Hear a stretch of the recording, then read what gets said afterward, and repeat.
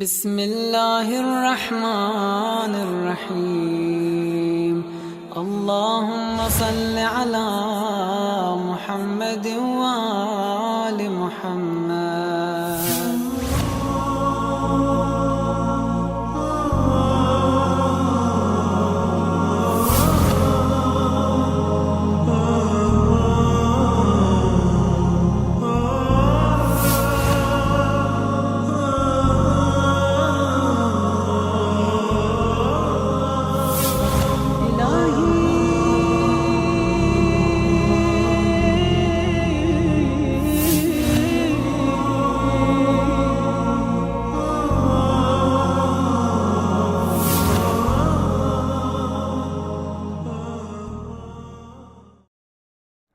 أعوذ بالله السميع العليم من الشيطان اللعين الرجيم. بسم الله الرحمن الرحيم. الحمد لله رب العالمين، ثم الصلاة والسلام على أشرف المرسلين حبيبي وحبيب الله العالمين أبي القاسم المصطفى محمد وعلى آل بيته الطيبين الطاهرين وصحبه المنتجبين. Mes chers frères et sœurs, assalamu alaikum wa rahmatullahi ta'ala wa barakatuh. Nous sommes dans le cadre de l'enseignement de la jurisprudence islamique, donc al-fiqh, et nous étions arrivés, mes chers frères et sœurs, vous parlant bien sûr de la prière des signes, et nous avons fini de parler de la prière des signes. Nous sommes rentrés dans un autre sujet, dans un autre thème qui concerne les prières facultatives qu'on appelle al-nawafil. Et il faut comprendre que lorsqu'on parle de nawafil, ce sont les prières surrogatoires que le musulman peut accomplir réellement durant la journée, et c'est ce qu'on appelle, mes chers frères et sœurs, an-nawafil. Donc la prière facultative est appelée autrement, c'est ce qu'on appelle an-nafila, ou on appelle la prière facultative an-nafila, ou réellement lorsqu'on veut faire le pluriel de la prière facultative, on dit an-nawafil, donc la prière facultative. Donc mes chers frères et sœurs, il y a cela. Nous avons aussi la prière facultative étant bien très nombreuse, parce qu'il y a tellement de prières facultatives qu'on ne peut pas tout citer dans cette séance-là, mes chers frères, compte tenu du temps, mais on ne peut pas aussi, mes chers frères, les citer tout dans ce cadre de ce manuel, mais dans ce cadre-là, mes chers frères, à la séance, ça n'a pas été cité dans ce manuel-là, compte tenu de réellement le fait que cette prière, elle est nombreuse, mes chers frères et sœurs. Donc, toutefois, nous nous contenterons, mes chers frères et sœurs, d'en citer les plus importantes de ces prières-là.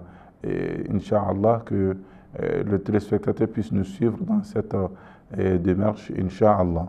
Nous avons parlé en premier lieu de la prière de fête et Eid.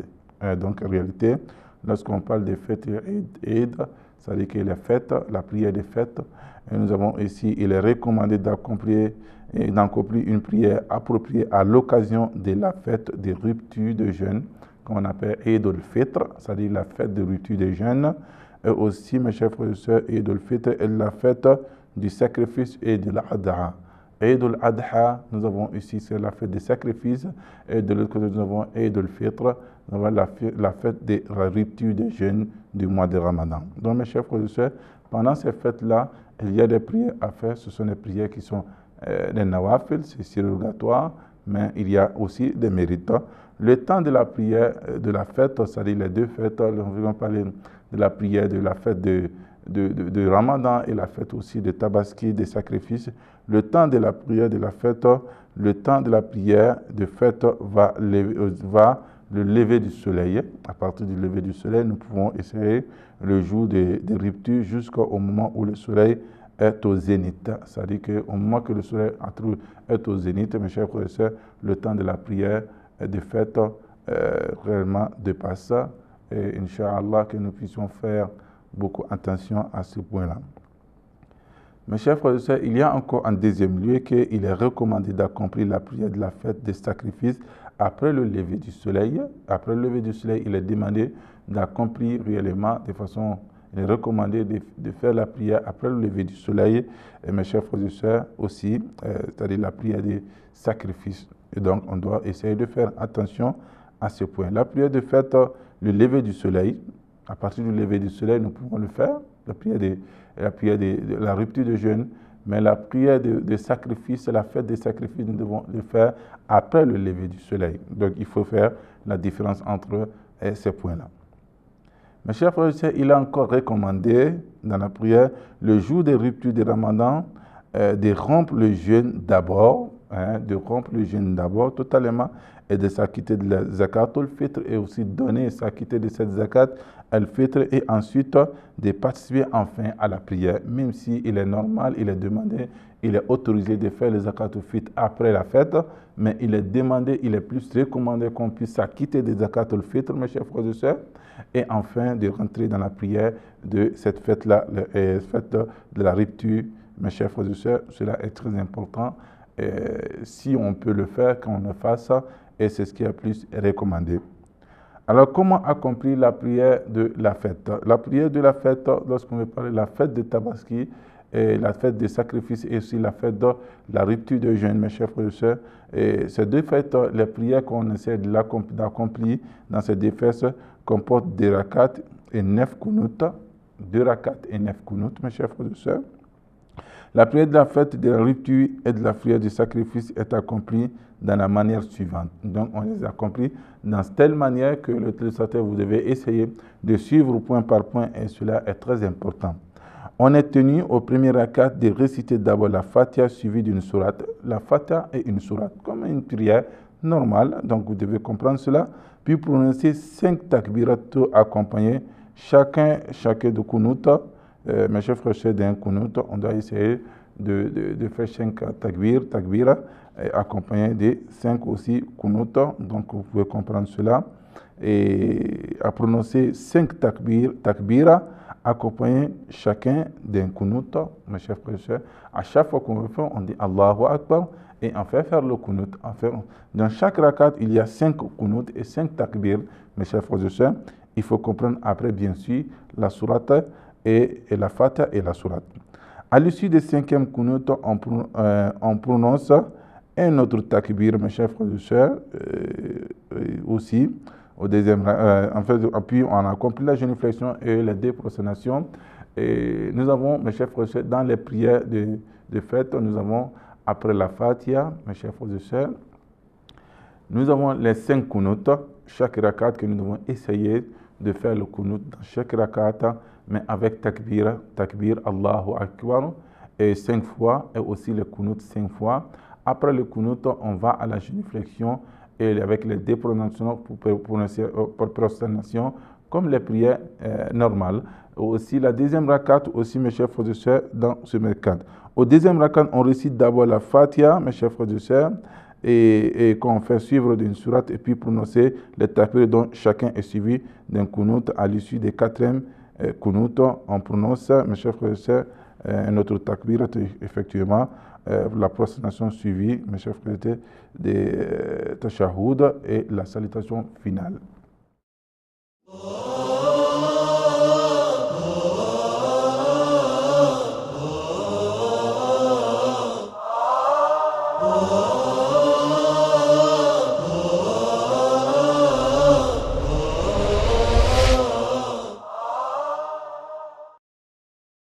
Je crois que ça a été clair. Nous avons 9 kunut, 5 au premier, 4 au deuxième.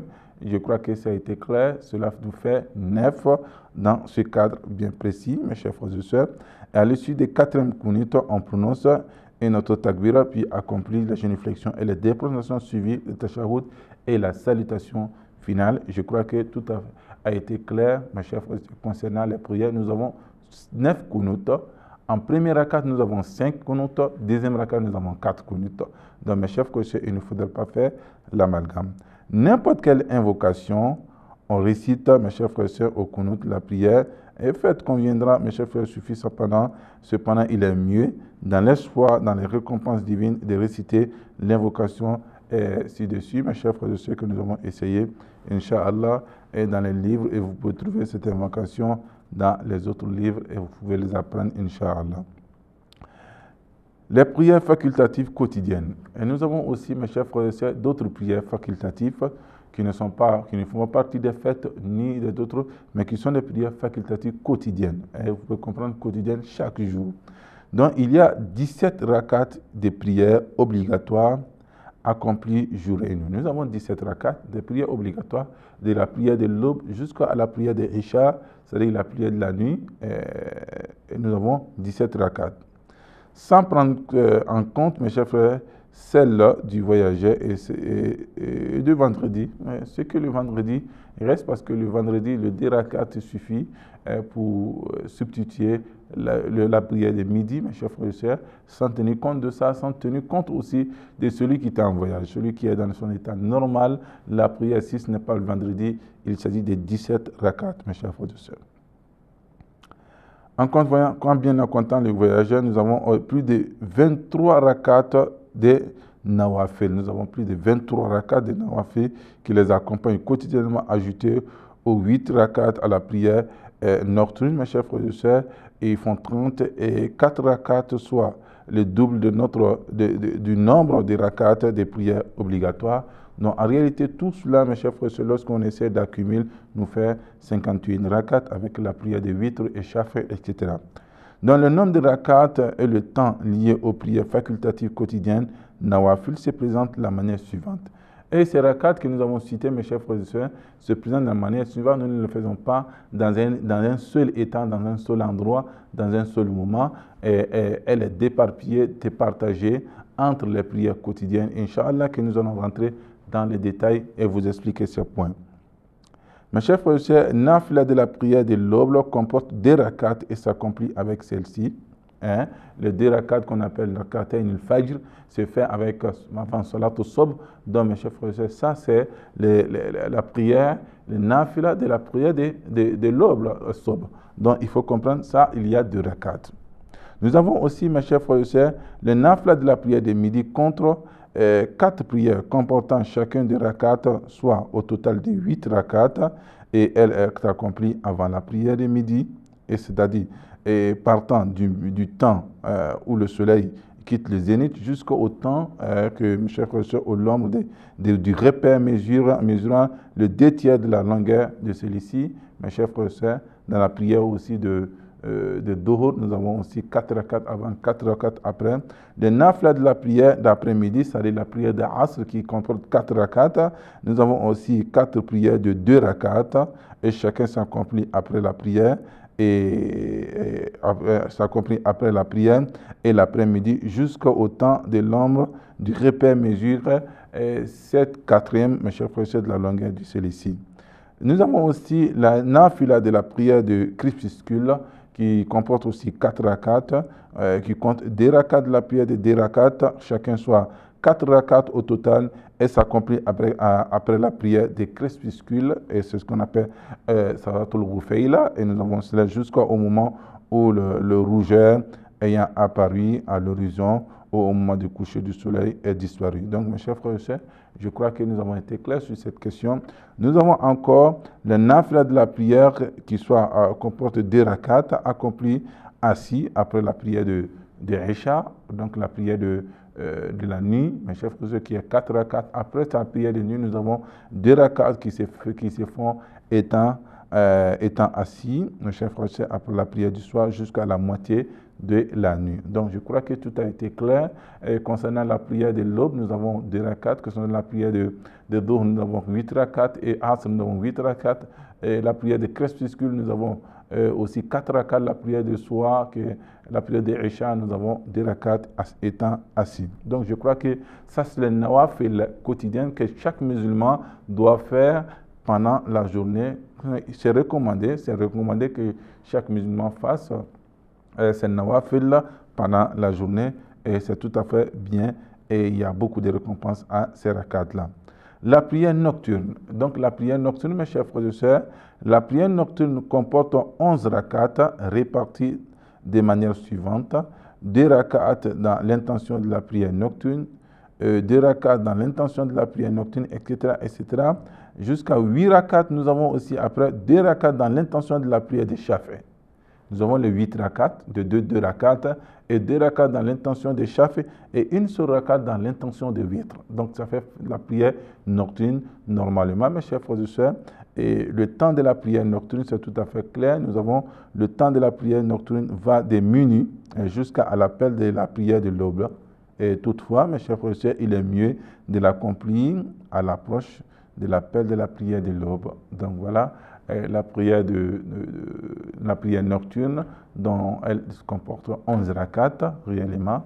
Mes chers frères et sœurs, et ces 11 rakats, on doit faire 2 rakats, jusqu'à 8 rakats à l'intention de la prière nocturne. Et l'autre rakat, qui est 2 rakats qui vient après, qui devient 10 rakats, mes chers frères et sœurs, on doit essayer de l'accomplir avec l'intention de Shaf et une seule rakat avec l'intention de witr. Je crois que tout a été clair sur ces points-là. Et le temps aussi de la prière aussi